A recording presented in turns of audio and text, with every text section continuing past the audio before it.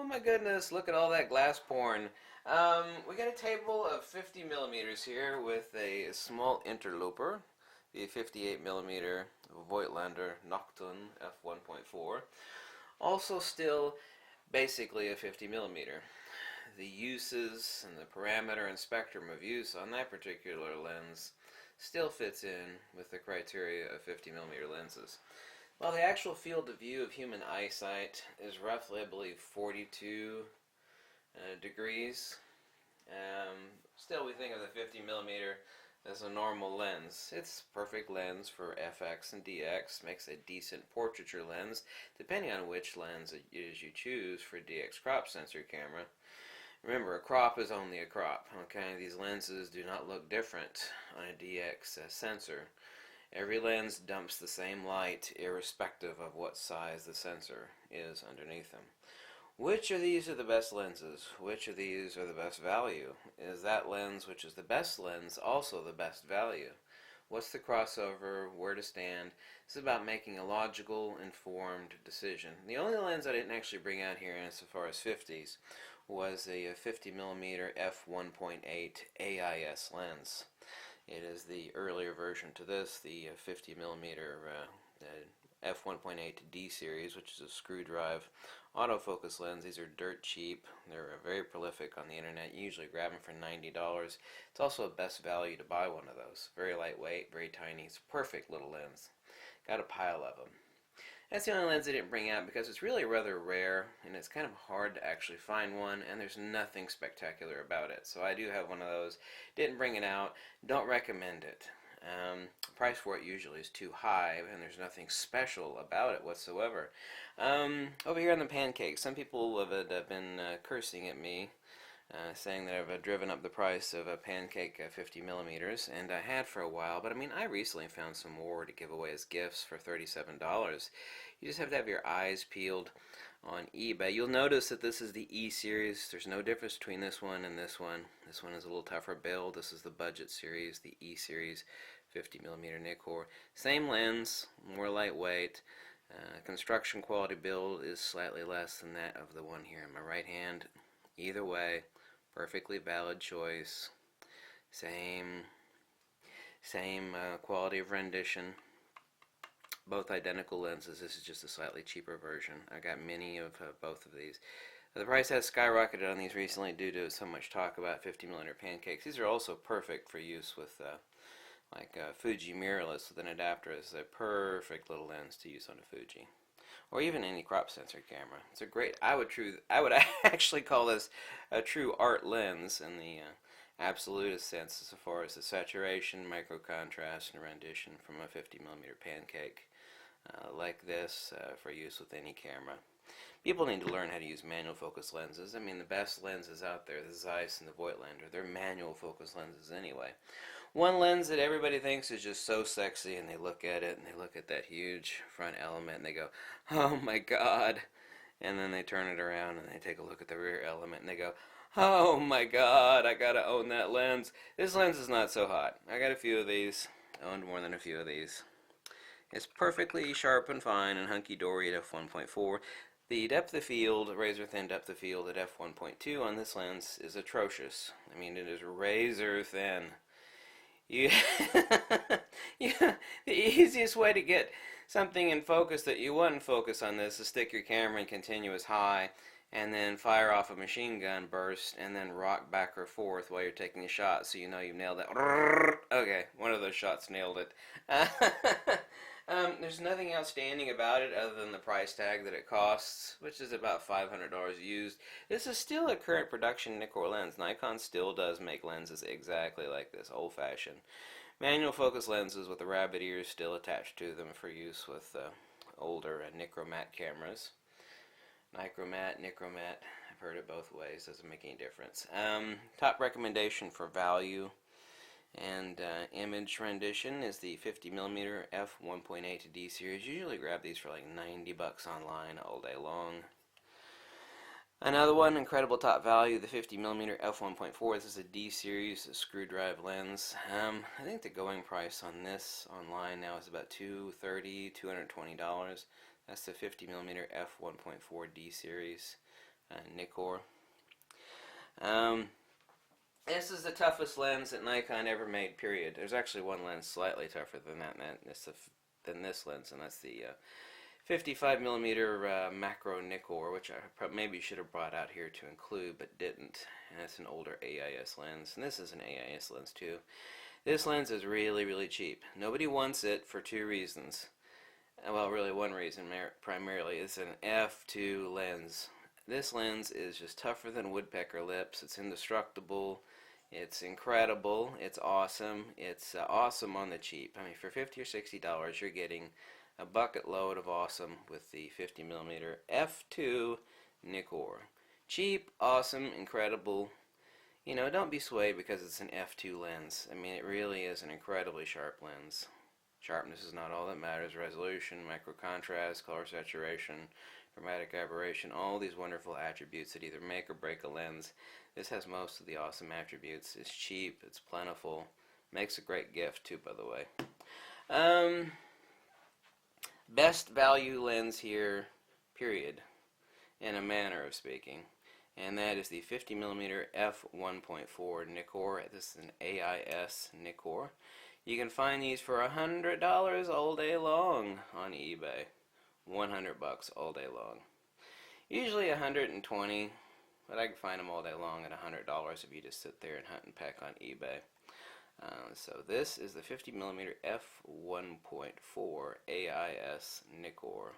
eBay. You'll be very, very happy with this lens. It's fast, it's sharp, the color saturation, the CA, it's lovely, lovely, lovely. Now, let's talk about the two misfits here.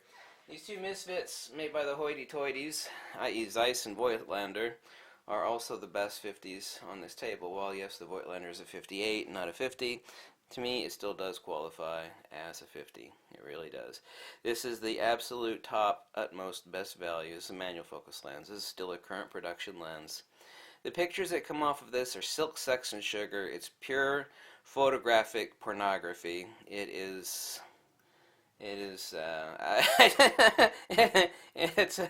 Having this lens is like dating twin Playboy model nymphomaniacs. This lens is incredible. Color saturation, incredible. Micro contrast, incredible. Depth, incredible. Resolution, incredible. The creamy, soft bouquet of this lens is enough to make your tongue beat your brains out. It is absolute precision. Zeiss quality, fit, finish, and build quality is an 11 out of 10. There is nothing finer. This is an older version which has a rubber focusing ring on it, but the newer one, it's the same thing except it has metal instead of this rubber. But I've got several of these lenses, and this is the older version of it, which is exactly the same thing. Usually find these on eBay used for like $380. New, I believe it's $480 for a new one.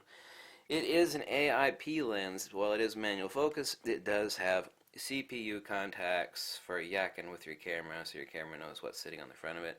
The CPU contacts right here, and there's a chip underneath the mount ring on this lens, so you can use this in shutter priority, aperture priority, manual, program, so on and so forth. So it's like an AIP lens, which basically means like a modern lens that communicates with the camera but is still a manual focus lens. The images that come out of this thing will just make you want to slap your mother. They're that good. Anyway, a true 50mm, almost identical. It still doesn't match the Voigtlander. You can find these used for like $350, $360, basically the same price. Not new. New is a pretty expensive lens. This is the Carl Zeiss of 50mm. This is the planar 50mm f1.4, excuse me. The ZF2 f1.4, the ZF2 as opposed to the ZF. The ZF2 designation means that there are CPU contacts to communicate with your camera. This is an f1.4 lens. It's absolutely incredible. The color saturation is incredible. The micro contrast is phenomenal. It's unbelievable. It's silk, sex, and sugar. Pure perfection. If you were to say, you only have one 50mm on this table, money is no object, we're just going to give you one.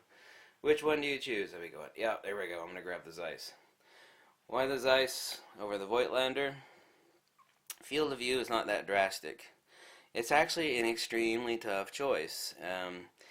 And now the Zeiss is a wee bit better on resolution than the Voigtlander, but we're talking about near perfection on both of them. The Voigtlander has way superior bokeh and color saturation than the Zeiss does, but both of them are tops. We're talking about, one awesome Lamborghini versus another awesome Lamborghini. It's kind of hard to say which is bad. Neither one of them is bad. So the choice between the Voigtlander and the Zeiss is really a tough call to make. A very, very tough call. Once again, Pancake lenses all day. If you scope out eBay, you can find these for 30, 40 bucks. Still can today, even though the price has gone up. Still plenty of them for sale for 30, 40 bucks. This lens is a loser. It's not a bad lens, but it's insanely expensive. It looks really, really sexy, but the depth of field at f1.2 is pure insanity. If you're going to spend hundreds and hundreds of dollars for a lens, don't get this. Get a Zeiss or the Voigtlander, okay? Or if you just want to stay with the Nikkor that's really awesome, if you're going to be shooting this lens 99% of the time at f1.4, then what you need to be doing is buying yourself an awesome Nikkor f1.4. $100? $500. $100? $500. Yeah, this is the better choice. This is an awesome lens, best value. Toughest lens, penultimate value, 50, 60 bucks, sometimes even cheaper. The F2, this is a lens you could throw down the street about a mile and it would still be working perfectly at the end of the mile. Tougher than woodpecker lips, incredible, unbelievable, really. I mean, I've got like 5 or 6 of these lenses. That's the 50mm F2. Oh, F2 is too slow. Yeah, sure it is. Even watching someone with a big head of hair that keeps telling you only super fast lenses are awesome. That crack smoking hippie nonsense is not to be heeded. So there we go. We got the rundown of the 50mm, and boy, I got a lot of 50mm lenses. And boy, I've tested a lot of 50mm lenses. And just because something looks sexy, it's like, yeah, he's sexy. You got like a hot chick. He's like, every lens lifts its skirt and shows you what it really is when it lifts its skirt at the widest open aperture. And this is like a hot chick that's got several venereal diseases. This lens lifts its skirt and you go, ah! Really sexy on the outside? Shoot that lens at f1.2 and find out how grody she is. Oh, that's a bridge too far, right? Well, hey, at least I gave you the skinny and the lowdown. Like I said, if you want an autofocus, both of these are awesome choices. A 50mm f1.8D series screw drive Nikkor, 90 bucks. Awesome. Some of you peeps just can't handle manual focus lenses. 50mm f1.8. Or this would be a lot more expensive, really, because there's not so many of these and it hasn't been around for so long. It's 50mm f1.4 D series screw drive Nikkor. Okay? Thanks for watching. If you like this video, you can drop me a buck or two, or tell me to jump off a cliff, or tell me to shove one of these lenses up my backside. Whatever makes you happy. Catch you later. Okay? Bye. Hugs and kisses.